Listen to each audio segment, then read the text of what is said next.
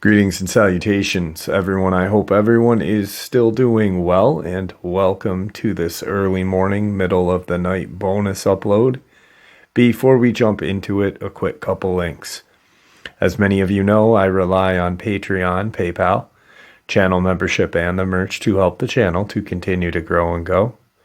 Links to Patreon, PayPal, and channel membership is in the description below. Merch displayed directly under the video.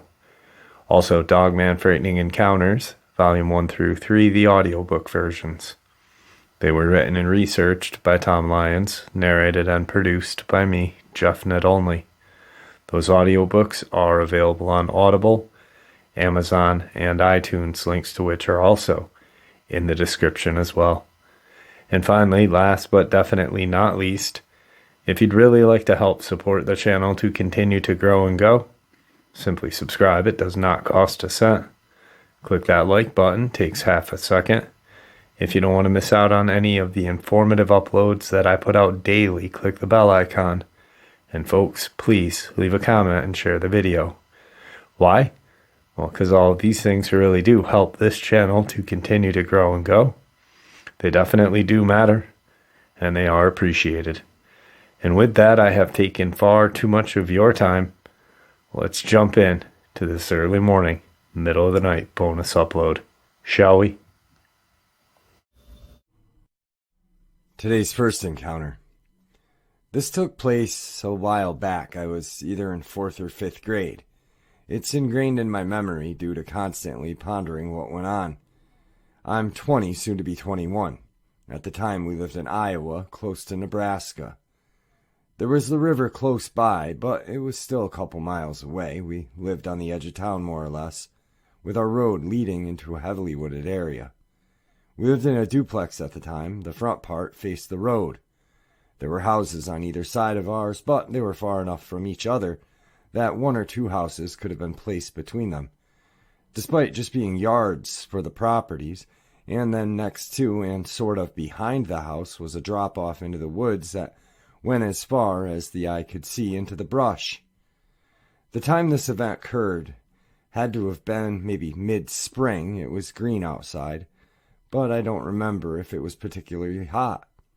Now, it was around 7 to 10 at night, as it was already dark out, and my brother and I and our sister were all laying in bed watching Annie. I remember this because this was during a 2-month span where I only had us watch this movie while we went to bed, because the rule was that we were allowed 1 movie, and then that was it. No lights, no sound after that, and you were expected to sleep afterward. Annie is nearly 2+ hours, allowing us to stay up later than normal. Anyway, the movie just had been quarter the way through when the next chilling bit happened. Now, I was on the bottom bunk, my brother on the top bunk, and my sister on an adjacent bed. Our bunk bed was pressed up against a window directly centered to it. The blinds were down. However, a large corner of the blinds had been broken off and were missing due to us rowdy kids. I've never soberly hallucinated in my life, besides seeing something out of the corner of your eyes, and you look and you realize your eyes are playing tricks on you. Now, yes, I've been into monsters and aliens, but even as a child I was more afraid of being abducted by greys than seeing a lizard person that I haven't really found to be likely creature that even possibly exists. Regardless, I look over, and right in the corner of the missing blinds, with a large yellow eye surrounded by a green flat scale, and it's just staring at me, eye to eye, for at least a solid 2 minutes. I'd always been under the illusion that if I had seen some sort of cryptid-like or ghost-like, I would run, or immediately scream, but no. I was petrified, frozen, and my heart beating in my chest. I can remember the only thing I could manage was the way I called for my mom, once I could muster the strength. In a way I can only describe as a blood-curdling and fear-inducing, but without a scream. I turned over and yelled loud enough that my mom could hear me. I just looked away and yelled for her, in the only way a distraught child, unknown of what he had just seen, could for his mom. I looked back very quickly after, and it was gone, just gone. I can't remember if I explained exactly what I had seen to my mom, but I told her I had seen something, and I don't think she took it very seriously, nor did she do anything. I was scared a lot as a kid, but I don't know how to explain this. I would fib a lot about not taking things like food when I did, or doing chores when I didn't. So, if I had explained, they would have thought I was fibbing. Slightly abusive parents didn't help either. But I messaged my dad recently asking if he had ever had a mask that resembled such a thing, and he said no and asked why. I detailed him the story, but he didn't know what to make of it either. It still gives me the creeps to this day. And I can still to this day just remember the awful staring contest with that big yellow eye and its green skin. Today's second encounter. Throughout my youth and through my adulthood, I've had several encounters with entities and energies that are not within this realm, at least not as far as science and history is concerned. These past few years, I've had several terrifying experiences while being stalked, while taking walks late at night around Turner, Maine. Sometimes I've been overcome with the sense of fear that's animalistic, and an innate sense of paranoia consumes me, as if something is watching from the woods and that I need to get to safety and fast. On other occasions, I've actually had something quite aggressively follow alongside me from the tree line, chasing me away from certain areas, whispering in a low, human-like tone. It sounds like animal footsteps crunching across the tree branches, leaves, but so much larger, heavier than a human could step. This thing also can hurl itself from treetop to treetop. The power of it is so great that it's actually knocked down trees, full-size trees, as it leaps. I could not make this up. It's terrifying to be followed by something that's whispering as it walks in the trees behind you, even when you're running.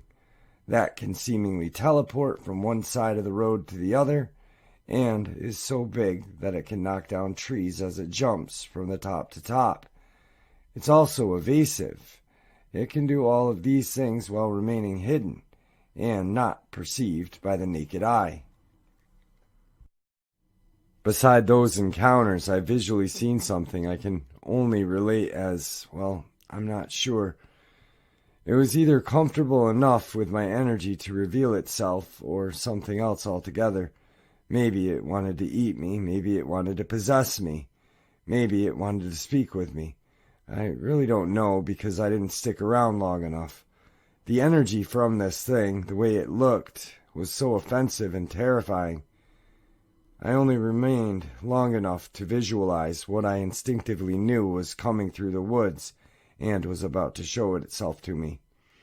I was frozen while I waited for this thing to come out of the woods. Looking back, I don't know if it was curiosity or the power of this creature itself.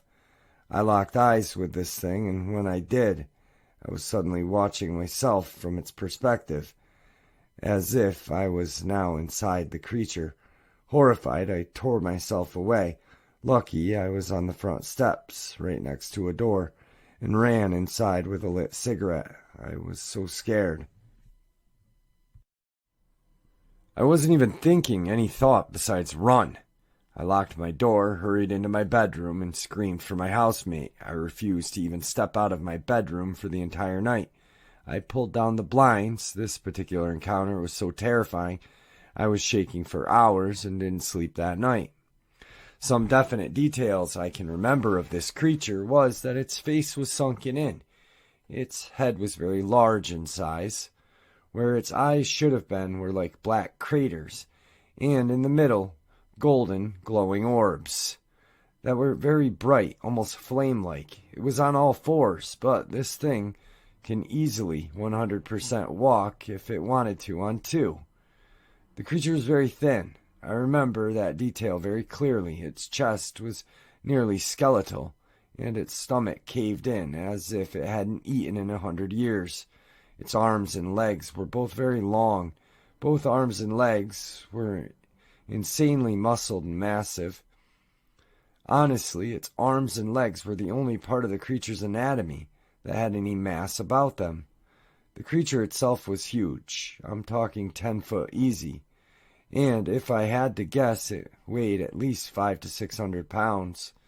It seemingly had fur covering some parts of its body, along with the tops of its arms, back, and thighs, but the fur was scarce. Initially, I thought they were werewolves, but after looking up different cryptids, I can safely say I don't know what this thing was.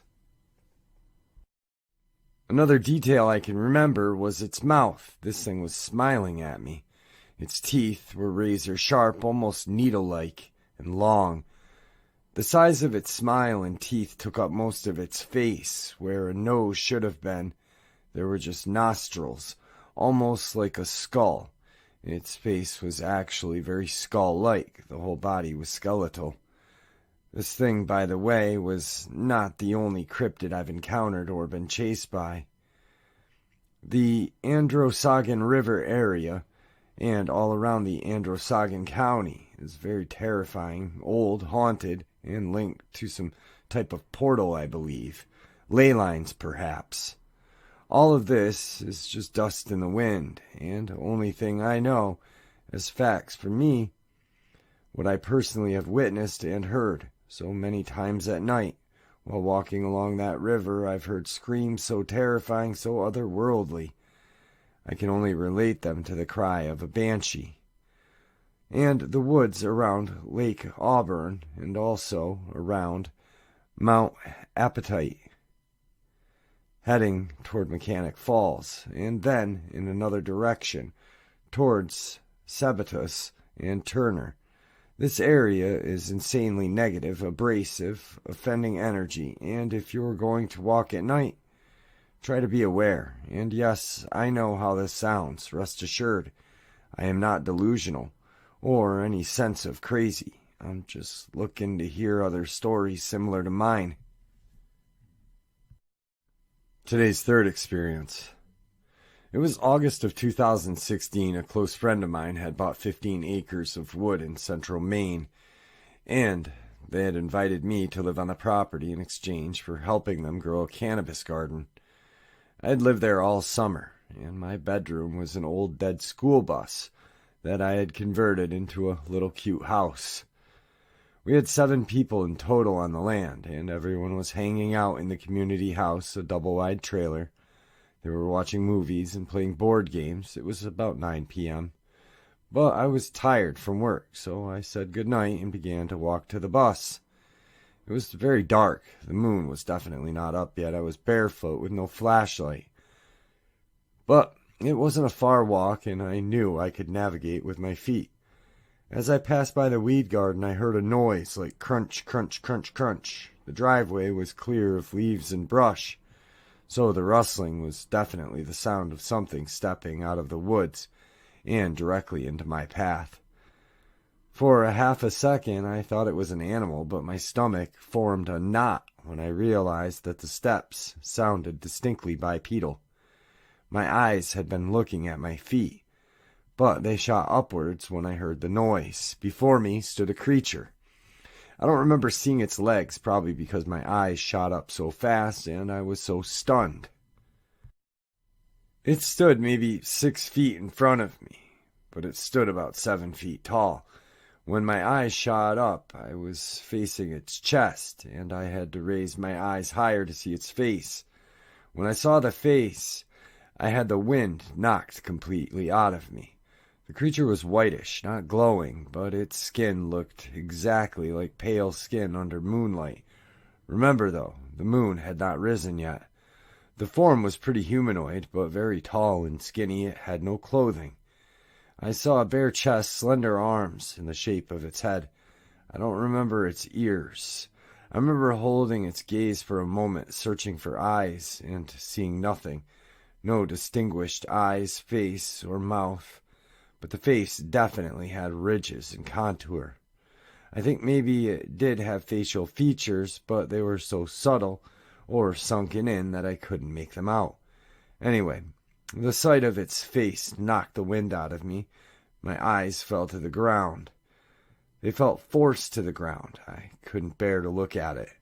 I stood perfectly still while I gasped for air for a moment. I wanted to scream, but I had no air. I felt so paralyzed with fear. I took a moment to do a deep inhale, then a deep exhale. I looked at its face again. It stood still, motionless, watching me. I then turned on my heel and ran back to the community house as fast as I could, screaming the whole way. My friends suggested that perhaps I had come face to face with a person who was scoping out the weed garden to steal from it. This is common here, and the garden was flowering, so it was really stinky, and the locals had definitely noticed. The part I can't answer, though, is why would a robber walk right up to me? I don't know. I consider myself a skeptic, and I think it's possible that my mind was playing tricks on me, but then again, I've never been afraid of the dark or anything like that. I told my friend this story, and he said that we needed to share this. This is probably the strangest experience I've had my entire life. And to be honest, it still haunts me to this day. These days, I'm still afraid of the dark. Today's fourth experience. This occurred in 2015 when I was working as a ranch hand. The ranch I worked for had a couple hundred head of cattle in another place that wasn't part of the home ranch. It was about 10 miles from the area that I would usually be working around. It was around 6 in the afternoon when I got contacted on the ranch radio, telling me that no one had been up to check on the cattle for a day and please go do that. So I hopped in my 4x4 Ford Ranger and headed out to check on the herd. It took me a while to get there, as the last 4 miles of the road really was more of a doubled-up cow trail. Now it's September at this point, and the sun usually goes down at 7:30, and it was getting close to 6:30 by this time I had made contact with the herd. I found the herd all rather close together, like they had been gathered up. Most of the time cattle do stay in groups, with a few separating themselves here and there, but never bunched up into a tight group unless something was hurting them, and usually if they were being attacked, they still wouldn't be bunched up like this. I decided to park the truck for a moment and reached behind my passenger seat, grabbed my mag light and my .357 revolver. Quickly throwing the shoulder holster I carried it in on.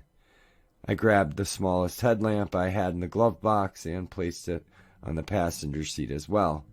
Then I continued driving for a bit toward the stand of brush and trees that the herd seemed to be the most interested in watching.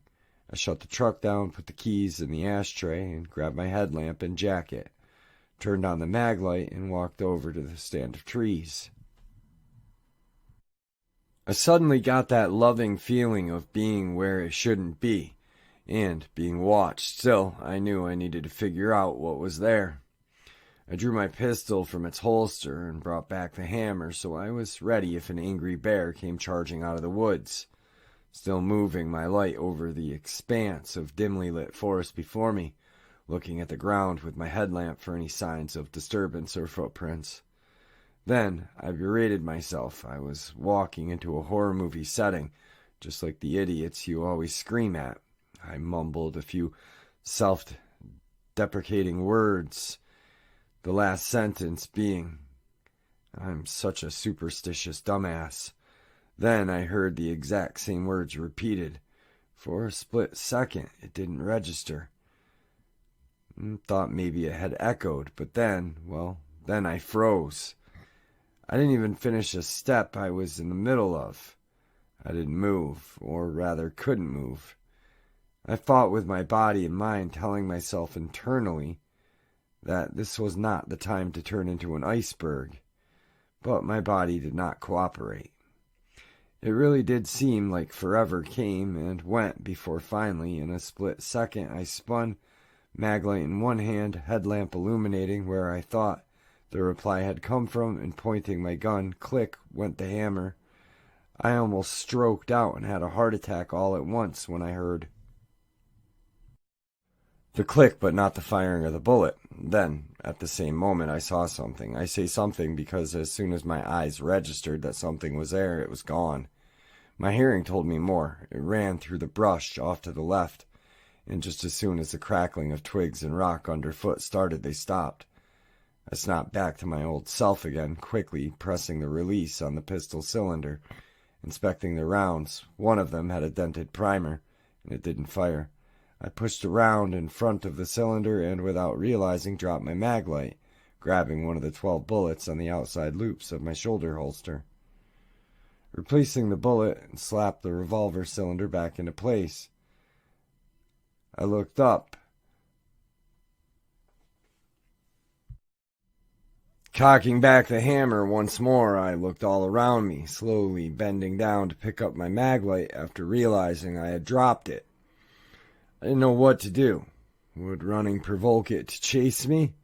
Has it killed any cattle? Did it really repeat my words, mimic me perfectly, or was that in my head? Questions clouded my mind and muddled together with the ever louder beating of my heart. The white noise that comes from adrenaline rushing through your body. I stood there looking all around in circles for probably 5 minutes. Finally, a thought broke through the rest, and flight side of the fight or flight took over. And even in my cowboy boots, which I must stress, are in no good way for running, I ran from the forest. And my hearing had cleared, allowing me to hear that something else was running through the brush behind me. I blindly fired a round back in that direction. I never got any indication of whatever it was had slowed down. But it did let out what can only be described as a supernatural version of a snarl. Oof! Like a beast getting hit in the chest and having the wind knocked out of it. I finally could see my truck, and I still could hear whatever it was behind me. Then something made me duck and roll. As I did, I felt air being slung through as I lunged to the side, and when I came back up, the furry mass was before me. And I quickly shot, not aiming for anything in particular, but hitting it. This time I heard a twisted snarl, along with a painful yelp and a growl of a hurt dog, all mixed together. Then I realized I was at my truck, flung open the door, threw myself in, grabbed the keys from the ashtray, and started it up, hitting the gas, which of course made it spin out for a moment. Then there was a hit. My truck jolted as the tires were spinning and getting me moving. Pointing in the wrong direction, I began to turn around as fast as I could, gas all the way floored. And I finally hit some rocky ground and the tires took full grip. I got up to about 20 miles an hour, which, if you've ever tried traveling down a glorified cow trail, is way too fast. Anyone who had the luxury of being sane would have never gone faster than 5 to 10 miles an hour down that. But I didn't have it. I was almost to where the trail turned into more of a road when that beast jumped out in front of my truck. Then, before I hit it, it leapt up and came down behind me. I sped back to the homestead faster than I ever had, and by that time I realized I could have called for help on the radio. I told the rancher that I had a massive wolf of some kind, and he said he would contact the Federal Forest Service ranger that was a friend of his and ask him to investigate, since it was on Forest Service land and we technically couldn't hunt the beast down. I kept telling myself the rest of the night that it was really just a massive wolf, but I knew better. The next day, that Forest Service ranger stopped by and came to talk with me. He asked me the usual about the color, relative size, and that sort of stuff. Then he asked me something I found to confirm my belief that this was just not a wolf. He suddenly looked at me and asked, "Are you sure this was a wolf?" He asked. Yeah, I held my story. He thought for a moment, and then he put out his phone. Here, take a look at these pictures. I found this kill site this morning while I was out there looking around the woods. I am not sure what to make of it. I've seen some bad kills. I've never seen anything so bloody, he finished. I took a look. The only way I can describe what I saw in reference that most people can probably understand is signs that the White Walkers of Game of Thrones make when they make their mark, only turn the blood and gore up 10 times. The ranger had taken a sort of panorama of the site to file investigation, and there was blood and guts everywhere. He said it had been a cow from what was left. I soon moved on to a more safer employment at a retail store. Of course, being the magnet of all things creepy and horrifying I am, I bet you can guess just how long it took me to endure yet another set of events. That just continued to reaffirm my belief that some things are more than what the rest of the world assumes and wants to believe. Today's final encounter. About a year ago, I started dating someone who worked as a state park ranger. I'll call Jay. Jay lived on a state park property in a 2-bedroom house tucked in the woods. We set the alarm and settled into bed at around midnight with Jay's 2 dogs between us, and a third crated beside the bed. For some reason, I couldn't fall asleep, so I just lay there listening to the dogs snore and the deafening sound surrounding us while Jay slept. And then it started. A repetitive bouncing sound of some sort was coming from outside the window less than a few feet from where I was lying on the bed, as if someone was dribbling a basketball on cement. The pace would speed up and slow down. The sound would come louder and softer. This continued for well over 2 hours. I wholeheartedly wanted to believe what I was hearing were simple sounds of nature, so I ignored it. Next came the creaks in the walls. I know that houses make sounds, but this was unlike anything I had heard before. These sounds started in the hallway as very, very faint creaks. The creaks became louder as they reached Jay's bedroom, and would happen on one wall at a time, going counterclockwise around the room until it eventually reached the wall beside me. The creak in the wall beside me was so loud I jumped, and the 2 dogs jolted from their sleep. All the while, I'm still hearing the bouncing ball outside the window, and I'm getting more nervous by the minute. And then at 3 a.m. I heard it. I hear the most ungodly, terrifying growl shrieking from the center of the house. It was so loud that Jay flew off the bed, grabbed his shotgun hanging on the wall adjacent to the bed, and shouts, "Is somebody in the house?" and takes off down the hallway toward the sound. The dogs were going berserk. I was in tears, absolutely beside myself, pleading with Jay that it's not a person. Jay comes back into the bedroom after not finding an intruder or anything of any sorts and says, "Must have been one of the dogs." I told him it was certainly not the dogs, as I've been awake the entire night. "Maybe an animal got caught underneath the house." "Yeah, maybe," I said. Somehow, after I'd calmed down a bit, I drift off to sleep. Next thing I know, Jay is on top of me with his hands around my throat, with the meanest look on his face, jerking my head back and forth, suffocating me and hurting me. I can't make any sound. I'm struggling to push Jay away. That's when I wake up. It was a vivid dream. Jay was asleep beside me. In the morning, we walked into the den to find the heater turned on full blast. It was the middle of summer. Jay only uses it during winter months, as the original furnace had been quite tricky to operate. I'm convinced something in that house did not want me there. That growl will forever haunt me. And there you have it, folks. I hope you all enjoyed this early morning, middle of the night bonus as much as I enjoyed sharing it with you. I'd like to thank you for supporting the channel. It is, after all, your support that helps this channel to continue to grow and go. and what gives us all a place and a chance to share our experiences and theories judgment-free. Everyone is simply treated with the respect that we deserve. Please stay safe, happy, healthy, and ever vigilant, keeping an eye on our children, pets, family, and friends. These creatures are real. These events have happened. Share this information with those you love and care about, and it may just help save their lives someday. Until next time, never stop asking questions, never stop searching for the truth, and God bless you all.